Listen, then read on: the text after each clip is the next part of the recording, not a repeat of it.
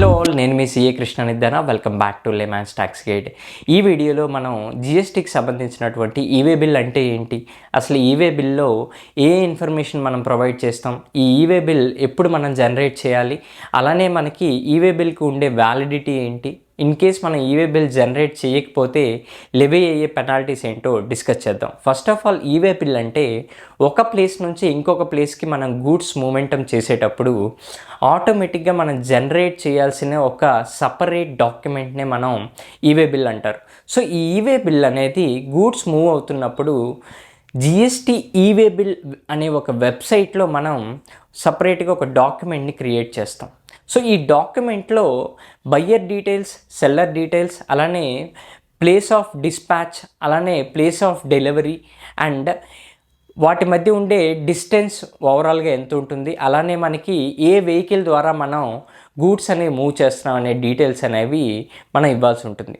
So ఇప్పుడు e-way బిల్లో ముఖ్యంగా మనం గుర్తుపెట్టుకోవాల్సింది ఆ రెండింటి మధ్య ఉండే distance, place of dispatch and place of delivery.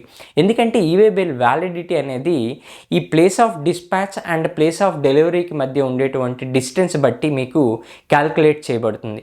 జనరల్గా మీకు other than over dimensional cargo ద్వారా మీ గూడ్స్ అనేవి మూవ్ అవుతున్నట్లయితే 200 కిలోమీటర్స్కి 1 డే వ్యాలిడిటీ అనేది ఈవే బిల్ ఉంటుంది. In case over dimensional cargo అయినట్లయితే మీకు 20 కిలోమీటర్స్కి 1 డేలో కవర్ చేయాల్సి ఉంటుంది.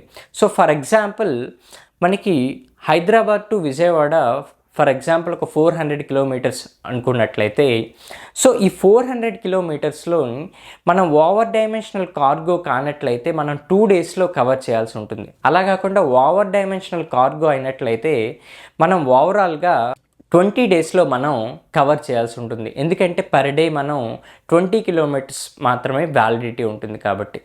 అండ్ అలానే మనం ఈ ఈవే బిల్ అనేది జనరేట్ చేసిన తరువాత మాత్రమే గూడ్స్ అనేది మూవ్మెంట్ అనేది స్టార్ట్ చేయాలి. సో ఆల్వేస్ గూడ్స్ అనేది వెహికల్ స్టార్ట్ అవ్వక ముందు మనం ఈవే బిల్ అనేది జనరేట్ చేయాలి.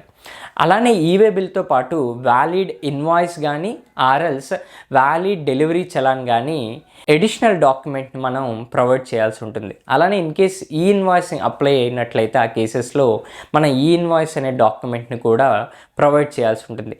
ఇన్ కేస్ ఈవే బిల్ అనేది మనం జనరేట్ చేయకుండా గూడ్స్ని మనం మూవ్ చేసినట్లయితే ఎప్పుడైనా ఇన్స్పెక్షన్లో ఈవే బిల్ లేని గూడ్స్ అనేది మూమెంట్ అనేది ఫైండ్ అవుట్ అయినట్లయితే ఆఫీసర్స్ మీకు 200% ఆఫ్ ది ట్యాక్స్ కాంపొనెంట్ని పెనాల్టీగా లెవీ చేస్తారు. For example 10 lakhs worth of goods మీరు మూవ్ చేస్తున్నట్లయితే విచ్ ఈస్ ట్యాక్సిబుల్ at 28% అనుకుంటే ఓవరాల్గా 2,80,000 అనే ట్యాక్స్ కాంపొనెంట్ మీద 200% పెనాల్టీ అనేది లెవీ అవుతుంది. అంటే ఓవరాల్గా 5,60,000 రూపీస్ మీకు పెనాల్టీ లెవీ చేయడానికి ఆఫీసర్స్కి రైట్ ఉంటాయి. అలానే ఇన్ కేస్ మీరు పెనాల్టీ అనేది పేమెంట్ చేయనట్లయితే నియర్ బై ఉండే ఆర్టీఏ ఆఫీస్లో ఆ వెహికల్ని సీజ్ చేయడానికి కూడా జిఎస్టీ ఆఫీసర్స్కి రైట్స్ ఉంటాయి. సో ఈసారి ఎప్పుడైనా గూడ్స్ అనేది మూవ్ చేసే ముందే మనం కంపల్సరీగా ఈవే బిల్ని జనరేట్ చేసుకోవాలి.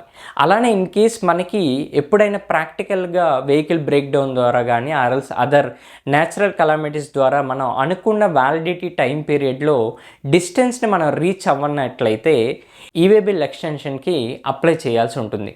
For more GST updates please like, share and subscribe my channel. Thank you all.